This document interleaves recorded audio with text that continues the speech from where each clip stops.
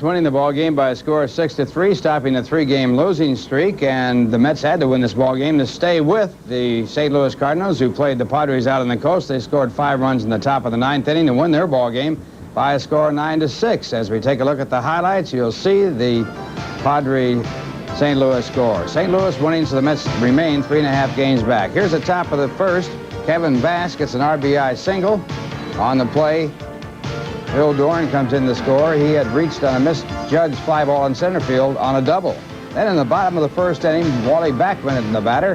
Mike Scott the pitcher, and Backman hits it in right center field. It goes all the way to the wall, and Backman, of course, with his speed, able to make a 3-base hit, his 4th 3-base hit of the season. So with Wally Backman on at third, Keith Hernandez comes to the plate. Keith Hernandez then comes up with this base hit to left field on a 3-2 pitch. And Backman scores easily, and the Mets are now tied at 1-1. In the bottom of the third inning, Hernandez up again. They count 3 balls and 2 strikes. The runner's going with the pitch. Keith lines it into right field, and the Mets get a run as they take the lead by a score of 2-1. Backman going to third, and on that play, Dykstra was the man who crossed the plate. Now, after walking Keith Hernandez intensely, a 3-run home run by Gary Carter. And Carter, getting his first home run in just about a month, puts the Mets up by a score of 5-1. Carter really pumped up here, and we'll look at that high five thing again as Keith Hernandez almost has his wrist broken.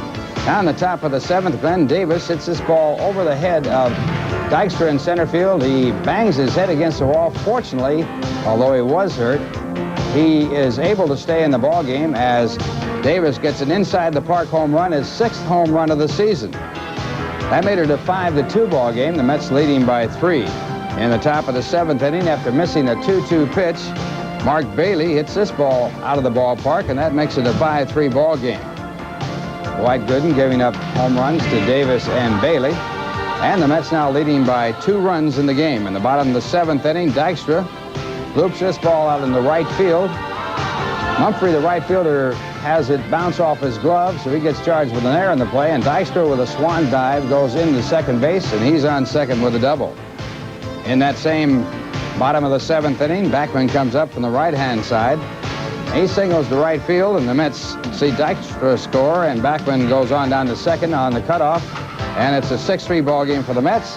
And with the score at 6-3, the last out of the ball game comes up. It's Bailey batting, and Dwight Gooden gets him to pop up to the second baseman, Backman, and that's the ball game for the Mets. Gooden winning his 15th. He's lost 3. It was his 9th straight win. He's 1 short of the record by Tom Seaver, who won 10 ball games in 1969, and it was Gooden's 9th complete game of the year. We'll return in just a moment.